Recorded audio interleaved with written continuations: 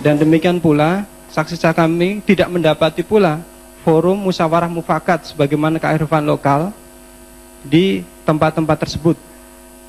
Yang kami dapati adalah rekapitulasi dilakukan hanya di tingkat KPU kabupaten. Sehingga saksi-saksi kami tidak mendapati C1, D1, dan DA1. Hal ini juga dikuatkan dengan Bawaslu Provinsi juga tidak mendapatkan dokumen tersebut di semua kabupaten yang ada. Bahkan kami menerima, bahkan saksi dari pihak nomor 2 juga mendapati hal yang sama. Mereka tidak memiliki rekapan tersebut. Ya. Demikian yang mulia. Sekarang saya mau tanya, yang keberatan saudara yang pertama tidak dihitungnya di 2 distrik Dogiai itu, apa tanggapan dari KPU? Ya, terjadi perdebatan yang sangat alot antara KPU Provinsi dan Bawaslu Provinsi, dan masing-masing berkoordinasi ke Bawaslu Pusat maupun KPU Pusat. Apakah ini disahkan tanpa 2 distrik ini, ataukah disahkan dengan pengecualian catatan ada masalah rekomendasi Bawaslu yang belum dilaksanakan, dan seterusnya. Sedangkan kami dari pihak saksi ketika ingin memberikan sanggahan, kami pada waktu itu ditolak. Saksi cukup. Begitu. Akhirnya kesimpulannya apa antara perdebatan Bawaslu, KPU, dan saksi? Kesimpulannya adalah disahkan tanpa 2 distrik tersebut. Disahkan tanpa 2 distrik. Ya. Dan termasuk apakah saudara juga setuju dengan model seperti itu? Saya tidak setuju. Tidak setuju, ya. Karena itu saudara meminta penangguhan rekapitulasi, begitu. Ya. Baik. Kemudian saudara tahu kenapa 2 distrik ini pada saat itu tidak selesai melakukan pemilihan umum? Ya. Dalam forum tersebut disampaikan bahwasanya logistik tidak sampai pada 2 distrik tersebut, sehingga tidak terjadi pemungutan suara. Jadi persoalan logistik. Dan perlu diketahui bahwasanya pada waktu itu Bawaslu Provinsi sedang melakukan supervisi di kabupaten tersebut dan distrik tersebut, sehingga dia mendapati logistik tidak sampai di tempat, pemungutan pada hari H tidak terjadi, maka Bawaslu Provinsi langsung membuat rekomendasi. Panwas membuat laporan dan rekomendasi, Bawaslu Provinsi mengatakan 2 distrik tersebut harus diulang. Artinya pada waktu itu pas ada supervisi dari Bawaslu Provinsi. Kalau ini mohon maaf, begitu. Iya, pada saat pas supervisi Bawaslu Provinsi memang logistik belum ada. Iya, yang mulia. Memang logistik belum ada. Oke lah, cukup dulu yang itu. Kemudian yang distrik Nabire, ya. Apa betul memang ada rekomendasi Bawaslu juga? Panwas atau Bawaslu? Rekomendasi dari Panwas Distrik disampaikan kepada Panwas Kabupaten dan KPU Kabupaten.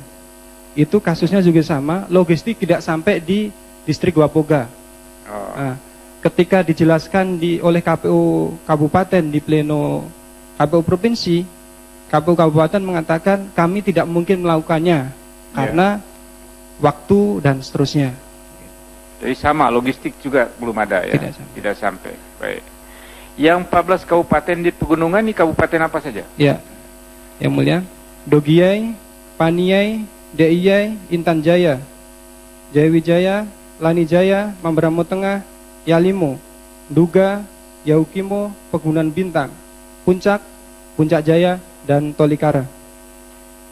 Apakah di 14 kabupaten ini memang saksi nomor 1 ada saksi di sana?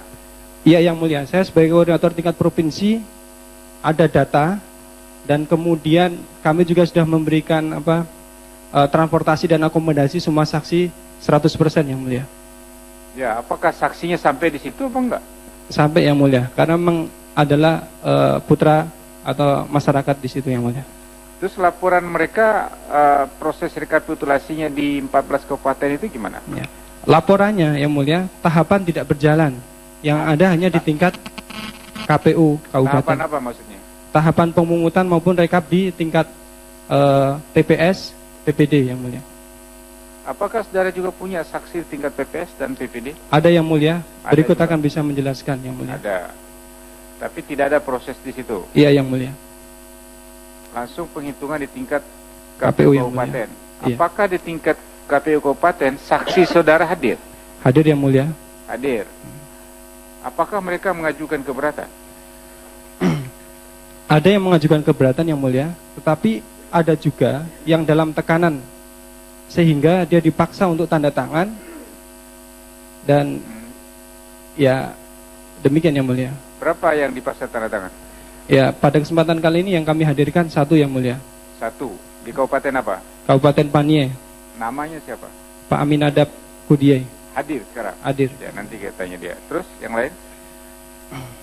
Keberatan kami pula ada di beberapa kota, 1 kota dan beberapa kabupaten yang terjadi kelalaian penyelenggara atau kesengajaan penyelenggara sehingga merugikan pihak kami yang mulia. Apa? Mengenai apa?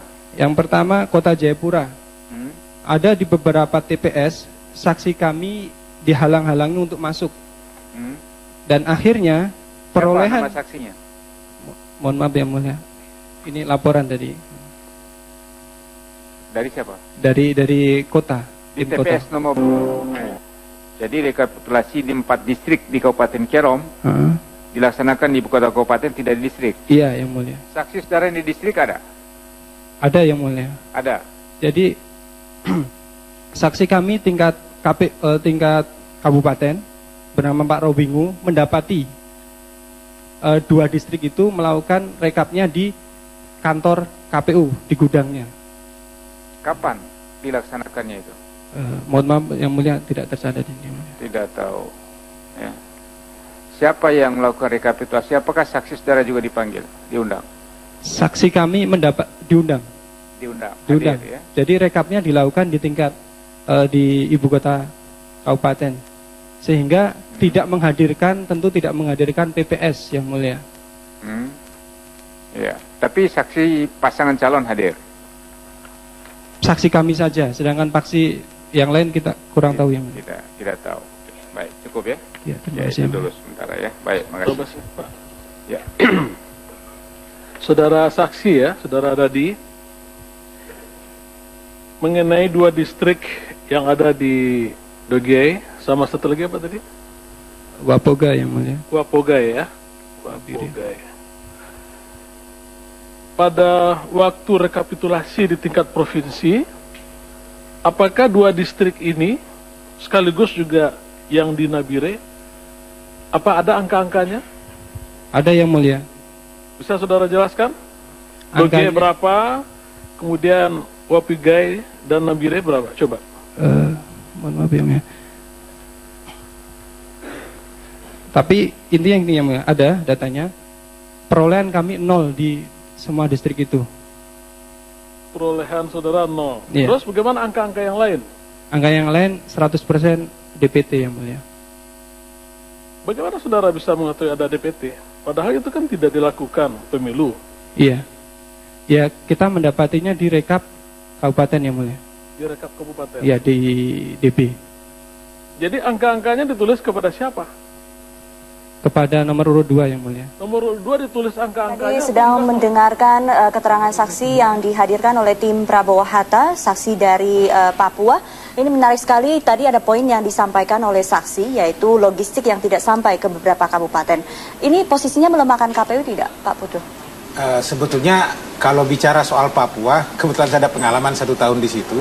Ceritanya kan begini, siapapun pihak yang kalah nanti di Papua, pasti Papua akan jadi pintu masuk untuk dipersoalkan. Itu saja masalahnya.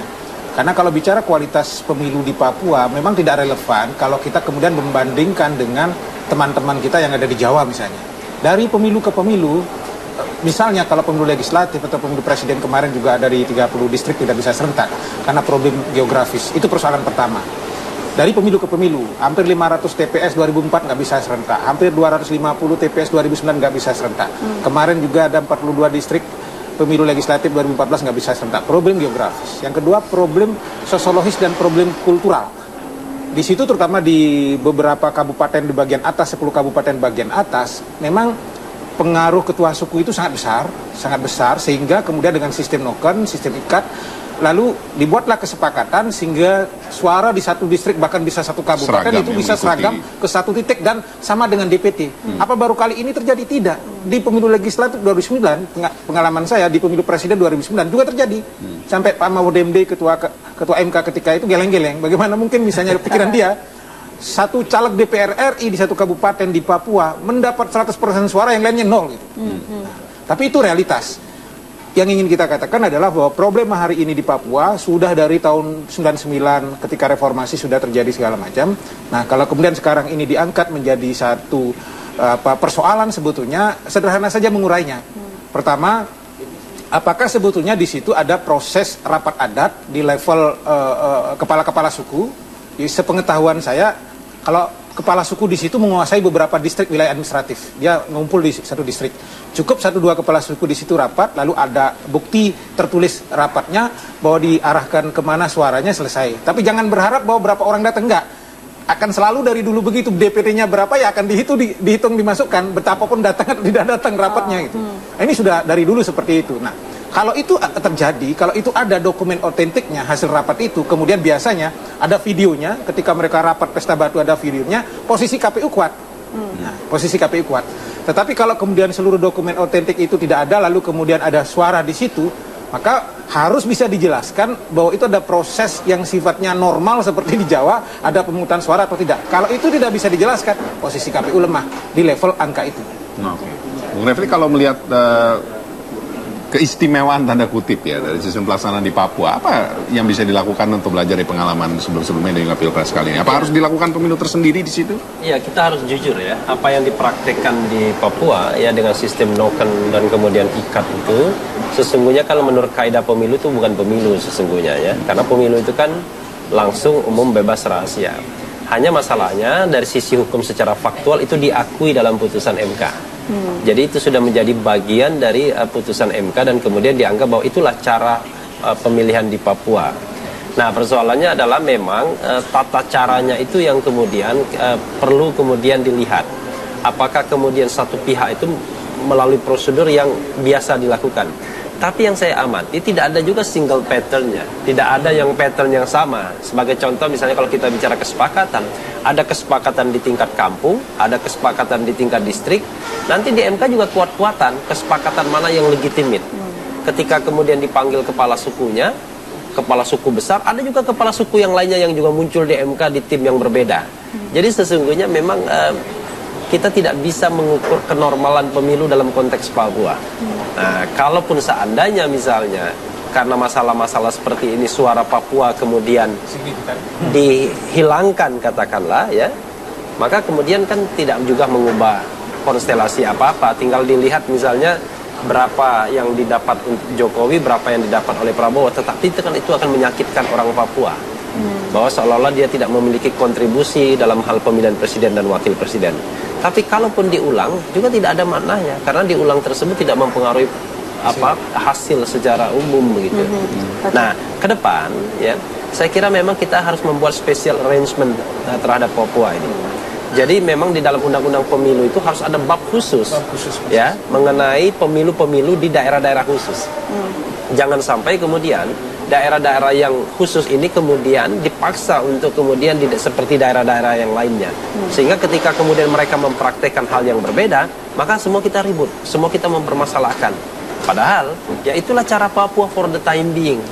Karena proses mungkin berpemilu mereka dari tahun ke tahun adalah dengan cara yang seperti itu. Dan paling tidak dari sisi konstitusionalisme hari ini gaya MK itu sudah dibenarkan. Jadi kalau misalnya ada yang dapat 0, yang satunya dapat 100%, ya memang tinggal dituliskan oleh kepala suku saja orang yang menentukan. Pak Putu berapa 100%, ya sudah ditulis 100%. Lalu kemudian nanti surat suaranya ya dicoblos saja sampai 100% sesuai dengan DPT.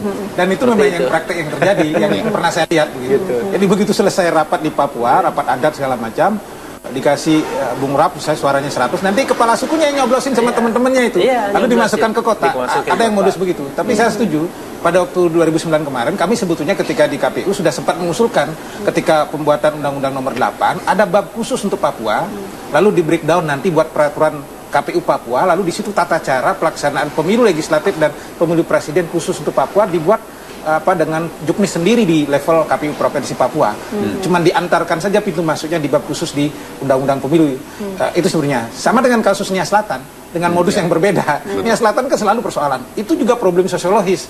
Sehingga Sampang juga persoalan. Jadi bayangan saya begini, pada level-level tertentu yang secara sosiologis masyarakatnya, bahasa saya, homogen secara politik, maka sebetulnya kita berharap ada KPPS dan PPS dari sana itu omong kosong. Nah, pintu masuknya sebetulnya di level peraturan perundang-undangan Undang-Undang Pemilu yang baru nanti, bayangan saya, KPU diberikan kesempatan bekerja sama dengan Kementerian Pendidikan Nasional, lalu ada KKN politik di daerah itu, jadi yang jadi KPPS-nya itu para mahasiswa, mungkin akan lebih netral gitu, jadi tidak ada tekanan segala macam dengan pengawasan khusus, misalnya dikirim ke situ KKN di Nia Selatan, lalu menjadi PPS, lalu menjadi KPPS, saya kira mungkin akan normal pemilunya. Juga soal kesukuannya ya, nah, misalnya, kesukuan itu. Soalnya misalnya ketua KPU-nya dari suku A, anggotanya dari suku B, itu bisa membuat kemudian hasil yang berbeda pula gitu. Hal ini ada diatur dalam bab usulan itu dimaksudkan? Waktu kemarin belum sempat, baru pada lisan ketika waktu kami diangkat di Banggar. Tapi ke depan memang sudah harus ada exercise seperti itu. Karena di tiap-tiap kabupaten itu kan ada spesifikasi daerah-daerah khusus. Di Bali juga begitu. Ada adat yang sangat kuat di situ, mau jungkir balik pun pasti akan 100% gitu daripada kesepekan istilahnya dikucilkan begitu, ada beberapa masyarakat, maka di situ pasti akan ada 100% misalnya. Nah, hal-hal yang begini sebetulnya dalam revisi Undang-Undang Pemilu yang baru sangat mungkin untuk dikreasikan sehingga ada ruang bagi penyelenggara di bawah menjadi lebih longgar. Karena Papua, Nia Selatan kan selalu dari 2004, 2009 kalau tidak ada jalan keluar di level undang-undang masih akan tetap bermasalah. Oke, kalau kita lihat apa kira-kira yang bisa dilakukan dari pihak terkait ya, pihak Jokowi JK untuk menjawab yang dipermasalahkan oleh saksi-saksi dari Nias dan Papua ini? Ya, sebetulnya begini, ini kalau pertarungan segitiga ini ya, saksi Jokowi JK itu sebenarnya paling nyaman posisinya, karena dia tinggal menyerang saja gitu, saksi Prabowo Hatta gitu kan. Nah, tapi yang berat itu sebenarnya tim Prabowo Hatta dan KPU kalau KPU lebih diuntungkan karena dia harus menyerang Prabowo Hatta saja. Tapi Prabowo Hatta kan harus menyerang KPU, menyerang Jokowi JK gitu kan. Kalau KPU menyerang Prabowo Hatta Jokowi. Nah, kalau misalnya dalam persidangan nanti saksi-saksi Jokowi JK apa 25 apa 50 kemudian bisa bermain pada level kualitatif, bahasa sederhananya begini, Prabowo Hatta bilang Jokowi JK atau KPU curang gitu. Sebaliknya dia bisa menemukan fakta Jokowi JK, oh ternyata Prabowo Hatta timnya di bawah juga curang gitu. Nanti paling majelisnya bilang, ini Prabowo Hatta juga curang, dua-duanya curang. Sudah angkanya KPU aja kita pakai, kira-kira begitu lah. Nah sekarang apakah kemudian tim Jokowi JK cukup cakap untuk mengeksplorasi data-data di lapangan untuk melakukan serangan balik atas tuduhan kecurangan yang dilancarkan oleh Prabowo Hatta? Tapi saya lihat enggak ya. Kenapa enggak? Memang saya lihat dari jawaban dari pihak terkait, mereka rupanya tidak menyerang balik begitu. Hanya bertahan kepada dalil-dalil yang dikemukakan oleh pemohon dan kemudian mereka mengatakan membuat sanggahannya. Kenapa demikian? Saya rasa memang ada dilema bagi Jokowi JK untuk menyerang balik. Kenapa? Kalau nanti menyerang balik dan kemudian mereka mengungkapkan juga kecurangan-kecurangan lain yang terjadi yang dilakukan oleh Prabowo Hatta, ya, maka kemudian kepintaran lawyer Prabowo Hatta mengatakan kalau begitu semuanya curang, ya sudah diulang saja pemilu ini biar lebih luber dan jurdil begitu. Nah, padahal posisi ini kan yang tidak diinginkan oleh Jokowi JK. Makanya saya lihat ketika mereka melihat permohonannya tidak begitu kuat, sepertinya mereka tidak melakukan serangan balik. Mereka hanya kemudian bertahan bahwa apa yang dituduhkan Prabowo Hatta itu tidak betul atau tidak signifikan dan lain sebagainya. Nah itulah jawaban yang kemudian saya lihat disampaikan oleh kubu Jokowi JK begitu. Dan memang saya kira tergantung konteksnya juga, karena saya kira memang posisi permohonan itu sendiri lemah. Jadi ketika posisi permohonan itu sendiri lemah, saya kira menyerang balik itu mungkin tidak terlalu dibutuhkan ketika itu. Cukup mengatakan bahwa permohonan itu tidak signifikan, sehingga kemudian hal-hal yang dimohonkan itu tidak bisa mempengaruhi hasil atau bukan merupakan kecurangan yang kemudian apalagi kecurangan itu bersifat TSM begitu. Oke. Baik. Kalau terakhir ini kalau posisi sementara dari 3 persoalan itu kan KPU sudah leading 1-0 ini. Nah, karena soal angka sudah tidak diutak-atik lagi, berarti angka kita benar dong. Itulah kira-kira KPU-nya. Nah, tinggal sekarang 2 kasus ini soal apa dasar hukumnya, kemudian soal kualitatif. Kita akan lanjutkan perbincangan dan juga mengikuti kembali jalani sidang sesaat lagi.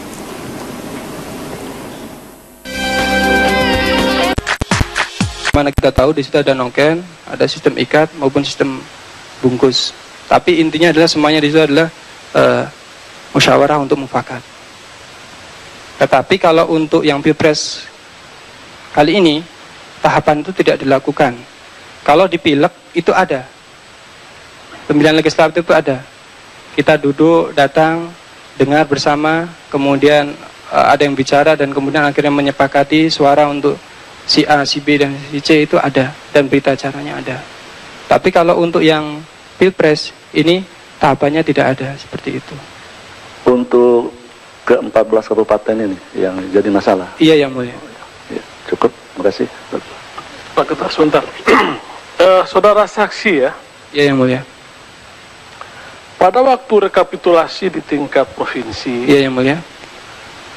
Apa saudara melihat ada rekapitulasi yang ditandatangani oleh penghitungan suara yang ditandatangani oleh KPPS? Tidak ada yang mulia.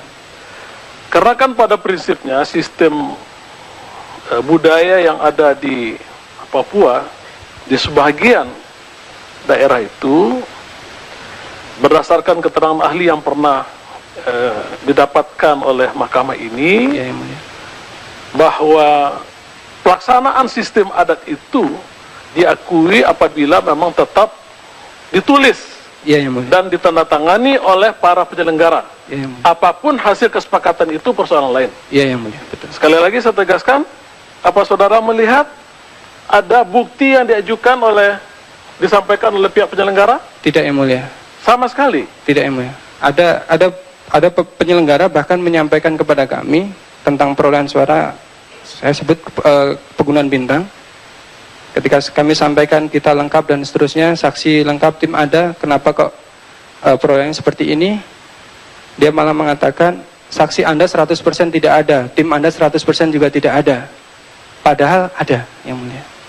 Siapa saksi yang saudara mau ajukan pada waktu itu? Ini kan ada dua versi. Ya, yang mulia. Dari keterangan saudara sendiri sudah dua versi.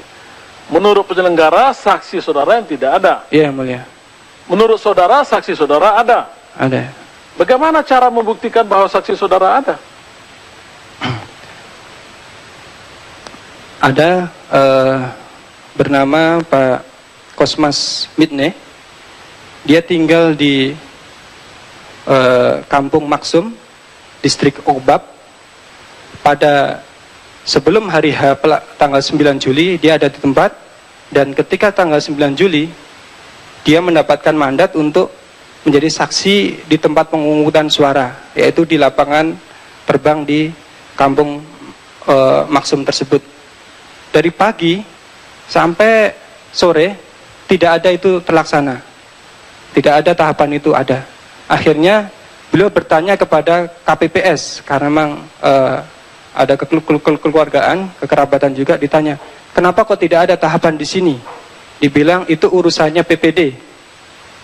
Ya, logistik tidak ada di sini, itu urusannya PPD. Akhirnya dia telepon kepada PPD. Setelah itu PPD bilang itu sudah diatur. Begitu yang mulia. Siapa aja nama saksinya tadi? Kosmas Mitne yang mulia. Kosmas Mitne. Terus di tempat lain? Kita hanya ingin meyakinkan bahwa betul Baik. apa enggak, saudara. Termasuk nanti ada yang bersaksi untuk Kabupaten Tolikara yang mulia. Di sini ada Saudara nggak tahu persis ya? Iya, Ilan Tenggu. Oke, silakan. Terima kasih. Saya mencoba untuk melanjutkan. Rekapitulasi di tingkat provinsi tadi. Iya, yang mulia. Akhirnya diteruskan ya? Iya, yang mulia, diteruskan. Saksi pasangan nomor 2 tanda tangan? Tidak, yang mulia. Saksi nomor 2 juga tanda tangan? Mohon maaf. Nomor 2 tanda tangan yang mulia. Kalau saksi nomor 1 jelas tidak ya? Kan saudara sendiri yang hadir kan? Iya, saya. Tapi yang nomor 2 tidak hadir. Nomor 2 tanda tangan hadir, yang mulia. Tanda tangan. Nomor 2 atas nama Baharudin Farorowan. Baik. Kemudian seluruh komisioner KPU di provinsi tanda tangan juga. Tanda tangan yang mulia. Baik. Itu satu. Rekap dilakukan untuk 29 kabupaten kota, betul? Iya, yang mulia. Kecuali menurut Anda tadi, iya, yang mulia, 2 distrik, ya, distrik di Dogie ya, Kabupaten Dogie, distrik Mapia dan distrik Mapia Barat. Iya, Yang Mulia. Iya, baik. Mohon maaf Yang Mulia. Ya. Yang tidak di mana? Kecualinya. Di berita acara di DC itu tertulis dari KPU Provinsi Papua ya, tentang menetapkan, saya baca Yang Mulia ya. Silakan. Ya. Keputusan Komisi Pemilihan Umum Provinsi Papua nomor 109/KPTS/KPU Prop .030/2014 tentang penetapan hasil perolehan suara calon presiden dan wakil presiden tahun 2014 di tingkat Provinsi Papua. Komisi Pemilihan Umum Provinsi Papua menimbang dan seterusnya, mengingat dan seterusnya, memperhatikan dan seterusnya, memutuskan, menetapkan. Ya, amarnya saja. Ya. Coba. Pertama, hasil perolehan suara calon presiden dan wakil presiden pada pemilu 2014. Kedua, jumlah perolehan suara calon presiden dan wakil presiden nomor urut 1 atas nama Haji Prabowo Subianto dan Insinyur HM Hatta Rajasa adalah 769.132 suara atau 28%. Ketiga, jumlah perolehan suara calon presiden wakil presiden nomor urut 2 atas nama Insinyur Haji Joko Widodo dan Dr. Andes HM Yusuf Kala adalah 2.026.735 suara atau 72%. Keempat, melakukan pemilihan umum susulan di Kabupaten Dogie khususnya terhadap 2 distrik, yaitu Distrik Mapia Barat dengan DPT 6.828 dan Distrik Mapia Tengah dengan DPT 11.194. Itu sudah dilakukan belum? Belum Yang Mulia. Belum dilakukan. Jadi ini keputusan yang di DC Yang Mulia. Iya. Bersama dengan DC. Baik. Terus yang berikutnya, poin yang berikutnya. Saudara tadi mengatakan bahwa saudara itu mempunyai saksi seluruhnya. Iya, Yang Mulia. Tapi tidak bisa aktif ikut memberikan kesaksian karena ada ancaman atau ada intimidasi atau apapun itulah. Tidak boleh masuk. Iya, di antaranya Yang Mulia. Saya pengen tahu, apakah saudara sebagai koordinator Mulia, tim sukses untuk pasangan calon presiden nomor 1 itu menerbitkan surat mandat kepada saksi-saksinya? Iya Yang Mulia. Ada? Ada Yang Mulia. Nanti tolong untuk kuasa dilampirkan ya. Nama-nama seluruh saksi pasangan calon nomor 1 ya, itu dibuatkan surat mandat atau tidak? Ya, tadi katanya ada, mestinya harus ada surat mandatnya. Dan surat mandat itu nanti apakah sudah dikirim ke KPU atau tidak, nanti kita cek. Dan juga akan kita konfirmasi dengan nanti saksi dari pihak terkait. Ya, supaya clear semua. Saya kira itu terakhir pendalaman dari saya. Terima kasih. Ada tambahan sedikit ya?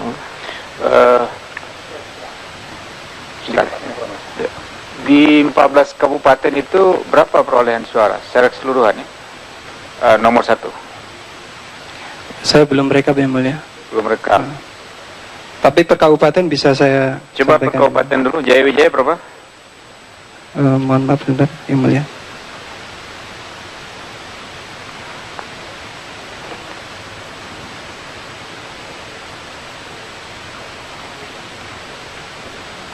Jaya Wijaya nomor urut 1 33262.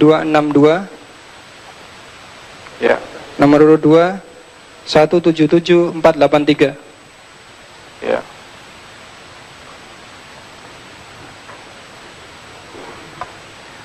Mamberamo Tengah. Mamberamo Tengah ya. Tengah. Ya. Nomor urut 1 24116. Ya. Nomor urut 2 5539. Ya. Lani Jaya 5539. Iya Yang Mulia. Iya 5.000 Yang Mulia. Iya. Duga. Ya. Nomor urut 1 40000. 40.000 ya. Iya 40.000. Ya. Nomor urut 2 106784. Iya. Yalimo. Apa Yahukimo? Yalimo. Yalimo, ya. Nomor urut 1 17812. Ya. Nomor urut 2 50050. Ya. 50050. Terus? Yahukimo. Nomor urut 1 86297. Ya. Nomor urut 2 175316. Ya. Pegunungan Bintang. Nomor urut 1 5502. Bentar. Pegunungan Bintang. Ya, yang mulia. Ya, berapa? Nomor urut 1 5502. Nomor urut 2 84149. Ya. Puncak, Kabupaten Puncak. Ya. Nomor urut 1 8071. Ya. Nomor urut 2 149096. Ya. Tolikara. Nomor urut 1 42579. Ya. Nomor urut 2 134800. Ya. Puncak Jaya. Nomor urut 1 78797.